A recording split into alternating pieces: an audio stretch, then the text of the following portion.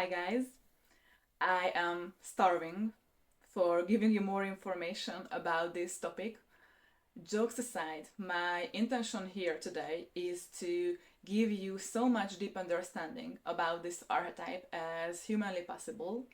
If you ever felt like your creative struggles are part of a bigger story, you are in the right place. I also recently integrated this artist archetype in myself as well, so it's really fresh out of the oven, and that's why I chose this topic to be the first in this series. Let me know in the comments if this resonated with you on any level. I'm super curious, and let's go. I thought it would be fun to bring this little presentation format today. Here is what we are going to cover: a quick overview of archetypes, where the starving artist idea comes from, plus some examples, the shadow side, the light side, and finally, how we can integrate it all. So, archetypes aren't exactly mainstream thing yet. I feel like not everyone's familiar with the term or uses it as a tool. But here is a simple way to think about them. Archetypes are blueprints. They are patterns of traits, behaviors, characteristics, and thought patterns. And we all have a few that really shape who we are.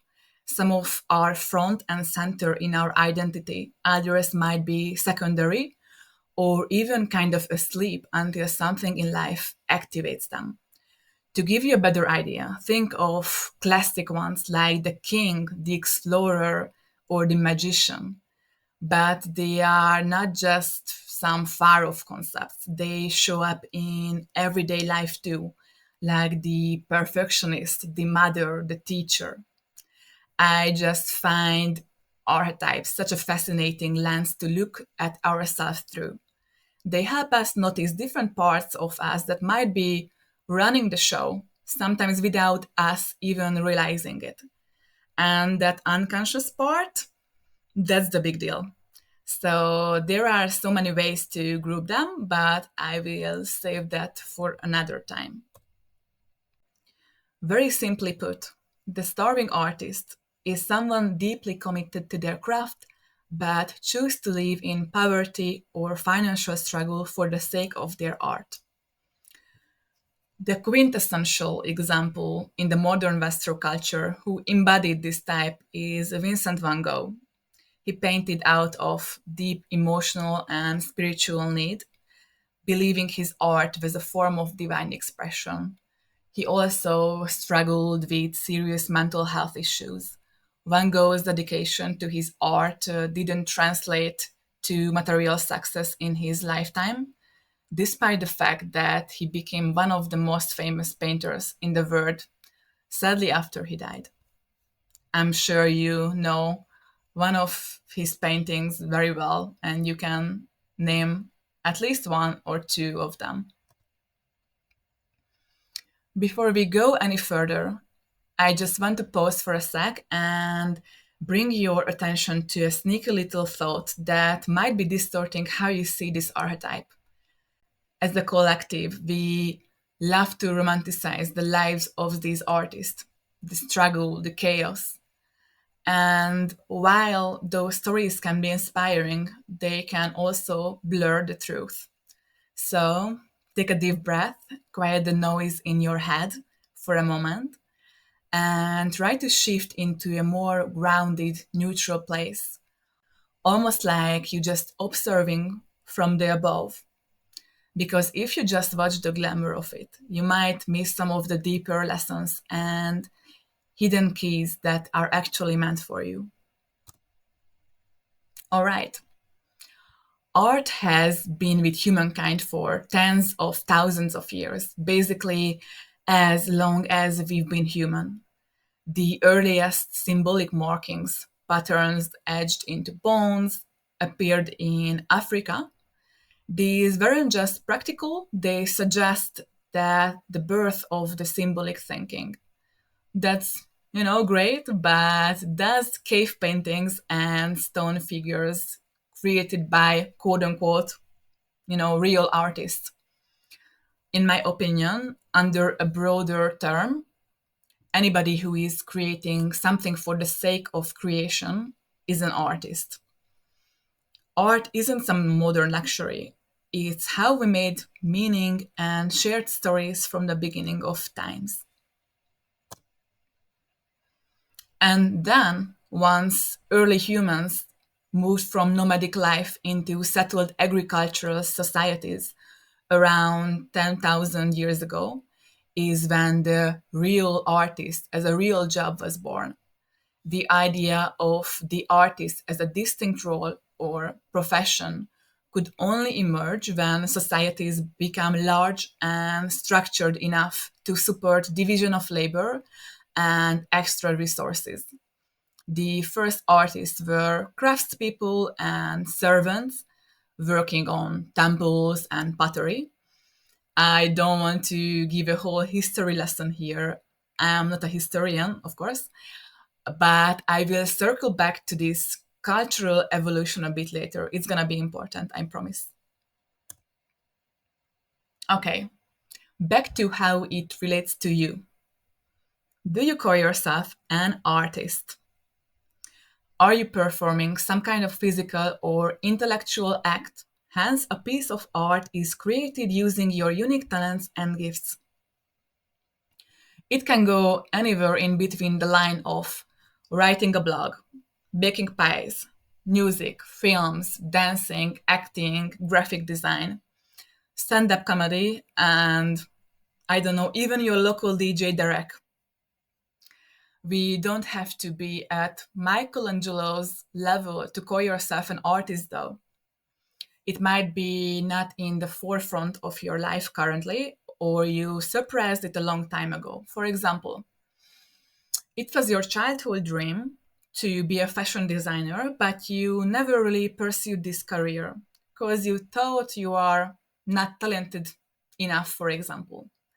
In this case, you still have this archetype, but you not living this blueprint out for whatever reason.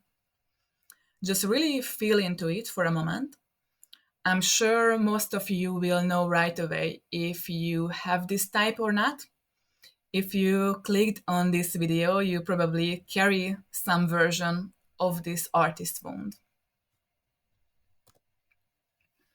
All right, let's get into the juiciest part, the shadow side. We live in a dual world, right? There is black and white, light and dark, but everything in between as well. So the grays, the different hues of all the grays. So whenever one thing feels super true for you, just know that the opposite is just as true and real and just as available. You might just need to swing the pendulum a bit to get there. An important note, shadow doesn't equal bad and light as good.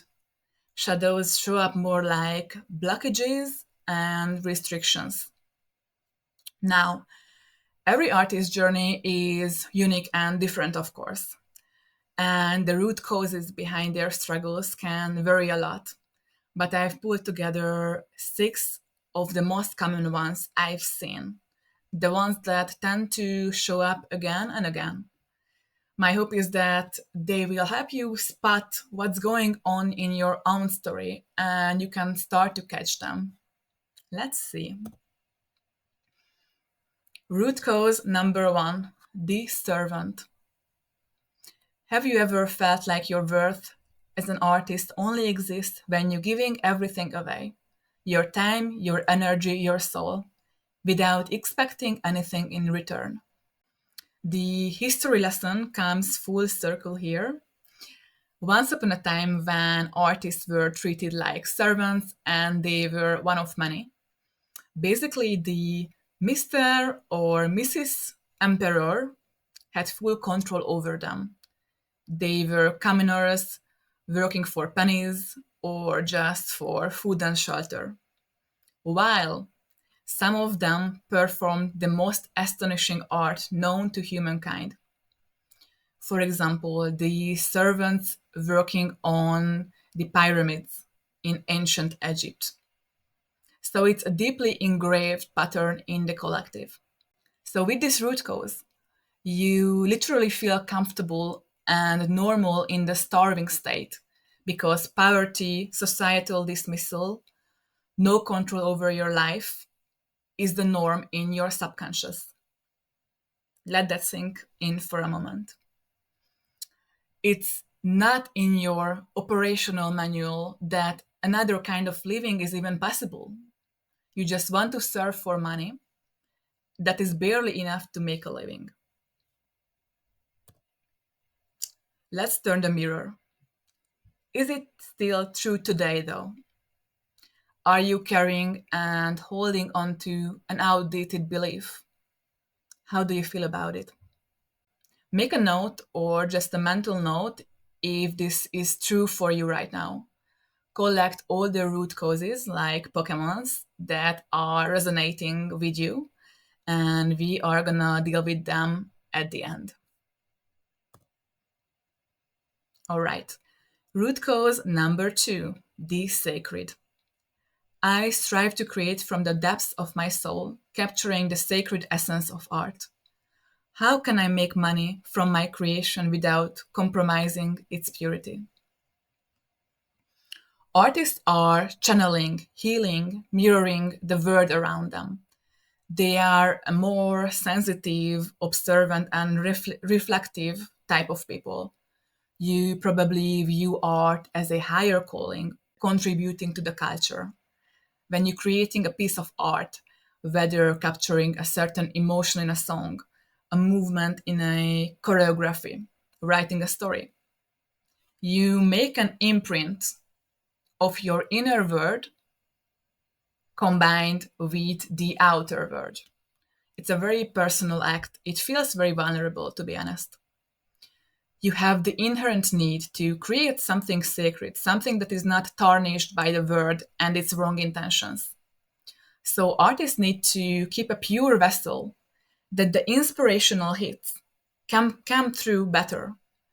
That's an integral part of the creation. And here comes the issue. In the human collective, money viewed as dirty, dark, so many negative emotions stick to it. And as a result, you subconsciously resist money. You don't want to let this dirty abundance flow in because you feel it would contaminate your whole system and block you from creating pure art. Makes sense, right? Let's gently explore these questions. What if money isn't the problem, but the meaning you attach to it? What stories did you grow up hearing about money? Were they filled with shame, guilt, or disgust? Okay. Root cause number 3, the giver. I keep creating and giving, but it's like there is a wall when it comes to receiving the rewards of my work. Why does it feel so difficult to receive abundance I deserve? Alrighty. Here we also deal with a receiving issue. In this case, you might have a distorted understanding of the transactional part, the energy exchange behind it. You sell yourself short and not ask for the price you know deep down you deserve. Let's say you are a nail artist who booked the client. She asked for a much more time consuming, complicated design as agreed before. Instead of charging more, what do? You do it for a slight increase, for example, or for completely free, and not charge for the extra time, effort, and resources. And it keeps happening again and again. This is the perfect way to create resistance in others because subconsciously they know it's worth more. Most of them know. And more importantly, you create resistance in yourself. You give more and receive less. There is an imbalance in the flow. When selling yourself short, you create imbalance, and according to the universal law, the universe will always strive for balance. Money is energy, money is life force. And when you don't let them give you the energy in the form of money, the universe will take away something else from them. It can be an emotion, a physical object, or even health. You basically generate karma this way, whether you believe in karma or not, but certainly there is an imbalance. You feel that, I think. Reflection time. Do you believe that accepting abundance means you are taking from someone else? Is it easier for you to give than to receive? Write it down if it's true for you. Root cause number 4, the stagnant. Maybe deep down, I'm afraid of stepping into the success I desire because success means change. It means growth. And sometimes I fear growth more than stagnation. Growth can be linked in your mind with the negative side of more visibility, more responsibility, more stepping out of your comfort zone, basically, more unknown. You perceive it to lead to less authenticity, less creative freedom, less control, and you keep yourself in one safe spot. You think you know everything here, not asking for too much, not asking for too little, just picture perfectly safe. But is it making you feel satisfied? Deep down, you might feel something is missing. You have less of that passion that used to fuel and started on this creative journey. You might daydreaming about new goals and success, but at the end of the day, you say no to new opportunities, new people, and new expressions. You might box yourself in the process of fearing being boxed. And the universe like to play. The universe like to expand. And when you are not playing the game of growth, you get stuck. And your abundance start to decline. And you suddenly don't understand why. And when you get stuck, you eventually start to shrink as well. I just one question here. Have you ever seen a tree not growing or a flower not blooming? Nature constantly renewing itself and growing and sprouting. Let's reflect. What part of you is afraid of what you might lose if you actually succeed and grow? Is it really stepping out of your comfort zone you're afraid of? Or the magnitude of your own power? Next, root cause number 5, the not good enough. Who I am to take up space, be seen, or be paid well for something that feels so natural to me. Many artists struggle to charge what they are worth, not because their art lacks value, but because deep down they don't feel valuable. Keeping things small, quiet, or is just a little hobby, a term you might use. The artist tries to avoid the risk of being fully seen. Here is the issue is the internalization of unworthiness. This often shows up in the way you price your work, talk about it, or show up online if you even show up at all. You rather avoid visibility because that might mean judgment, or worse, rejection of something deeply personal. Often the act of keeping it small becomes a shield for staying unseen, underpriced, or unacknowledged. You know, the devil works hard, but the sense of unworthiness works even harder. It's a self protective pattern rooted in the shaky relationship with value. It's a sneaky one, honestly.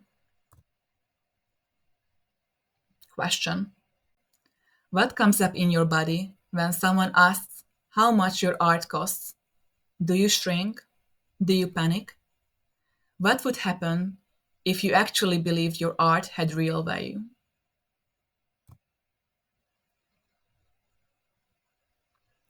Sorry about the numbering. We are at root cause number 6. The isolated one. No one really understands what I'm doing anyway. I would rather stay in my own world than try to explain myself or compromise my vision. I also like to call this one the I'm too cool for this type, but it can turn into something more destructive over time. How does the creation process work? So the inspiration hits, no matter what kind of creative field you are in. You will need a certain amount of solitude to create your piece of art. It's simply the natural part of creation. Even if you perform your song on a stage for 20 or 20,000 people, you probably wrote that song in your little cocoon somewhere uninterrupted, right? The issue arises when this process goes into the extremes. The starving artist often feels like an outsider, too sensitive, too different, too misunderstood. Over time, they may retreat into their creative world, and not just for inspiration, but as a form of protection. What begins as solitude can quietly become self imposed exile. They may resist networking, collaborations, or even sharing their work online because deep down they fear losing their creative control, being influenced or diluted by others, or being seen and judged with this one as well. If you disappear, no one can criticize or change you, right? Some artists keep their work hidden, not because it isn't ready, but because they don't feel ready to be seen. Isolation can feel safe until it becomes a cage. And often it's not about protecting the art, it's about protecting the artist. Just a little reminder, we are human and at the end of the day, we are wired for connection. Even if you're a super introverted type, it doesn't mean you are meant to go through life completely alone forever. A lot of artists deep down crave community, belonging, and real connections. But sometimes the desire gets mixed up with the fear of losing your uniqueness or artistic voice. And when that fear takes over, it can quietly lead to more and more disconnect without you even realizing it. The last question is, does cutting yourself from all human connections and opportunities leads to greater art? All right, we dived into the heavy stuff, so let's lighten up the mood a bit, shall we? I really feel for anyone who is walking through these struggles because, in a symbolic sense, you are starving yourself not just of money, but of all the things that nourish your life. But here is the good news, just being aware of these patterns already half the battle. So, good job, guys. Now, let's talk about what a healthy expression of the artist looks like. First off, resourcefulness. There is something beautifully ironic about this one, right? The starving artist often becomes the most creative precisely because of their limitations. When you don't have access to the best tools, teachers, materials, you need to innovate. You stretch, repurpose, and reinvent. The lack of resources creates sharp problem solving skills. It's not about waiting for the perfect condition, it's about making art regardless. Next is passion and long term dedication. This archetype isn't just a fleeting flame, it's a slow burn and a commitment to the craft over years and even decades. Staying with your work through the highs and lows, building focus, refining techniques, and entering deep flow state over and over again. What you gain isn't just a skill, it's wisdom, embodied experience, and mastery. Authenticity. You always stay true to your creative compass. The empowered artist doesn't bend to every trend or try to fit a mold. There is a fierce devotion to inner truth. I really respect that. To creating from values and not from pressure. You choose integrity over popularity, and your work becomes timeless because of it. Next is self expression as healing. Art is one of the most powerful healing tools. I will die on that hill. And the artists is are often their own first client. Every brushstroke or lyric becomes a channel for release and integration. To create high frequency art, you learn to become a clear vessel, aligned and present. You are on the highway of self actualization, right? Intuitive connection. If you lean toward to the spiritual, you might notice something sacred in your creative process. Intuitive downloads, sudden visions, or just the deep knowing that this idea must come to life. Artists are often bridges between realms. We receive what others may not see and give it a form in the 3D. And the last one is the artist's role in society. I already mentioned that artists are mirrors. They hold up truth, even when it's uncomfortable, and help people feel something. That's where change begins, not in the mind, but in the heart. Whether your work sparks joy, discomfort, or awe, it matters. Every emotion stirred in your audience creates ripples. Is it always easy? Probably not. But when you stop blocking yourself with the old stories and get out of your own way, is when you finally step into flow, alignment, the masterpieces, and impact.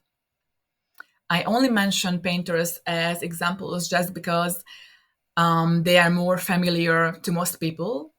When it comes to positive examples, one of the empowered artists, Frida Kahlo, instantly comes to my mind. I just love her art. Her art was her life, her identity, her pain, her culture, all poured into color and symbolism. And what's really powerful is that unlike the stereotypical starving artist, Frida actually achieved financial success and recognition while she was still alive. She understood that the value of what she was creating, and she didn't shrink from it. She broke the mold.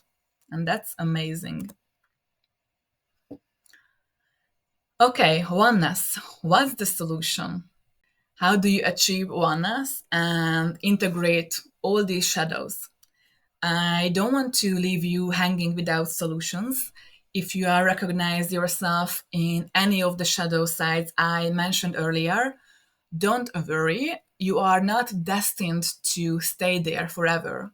One of my favorite tools to transform is shadow work. I will keep this short for now. There is a lot to say about this topic, but here is a little overview if you are ready to dive in. The phase one is integration. Shadow work is really about meeting those parts of you that are stuck in an outdated role. It's and giving them a new job. That inner critic, that fear of showing up, or that money block. You are not trying to get rid of them. You are reassigning them, aka yourself, a new role, letting them evolve into allies and your biggest cheerleaders. This can happen through journaling, meditation, or even just talking to yourself out loud. Test out which one you are feel the most comfortable with. Phase two is rewiring your mind. Once you started that inner shift, it's time to reprogram your subconscious. That's where the daily affirmation, the nervous system work, and consistency comes in. It's like planting a new belief system in phase one and then watering it every day for at least a month, I would say, in phase two. This is how you create new habits, new neurological pathways, and lasting change. And phase three is the embodiment. And then something exciting happens. You are no longer just thinking or acting differently, you are showing up differently. You move like it, you think like it, you create like it. That's the version of you you've been working toward. You became them. It's a new you. That's full embodiment and integration. That's the real transformation. Honestly, I think the system is pretty solid, but at the end of the day, it's all about what works for you. There are thousands of amazing tools and healing practices out there. But if you skip the steps that actually lead to real transformation, it can feel like you are stuck running circles. Things might shift a little, but not in a deep, lasting way you are craving.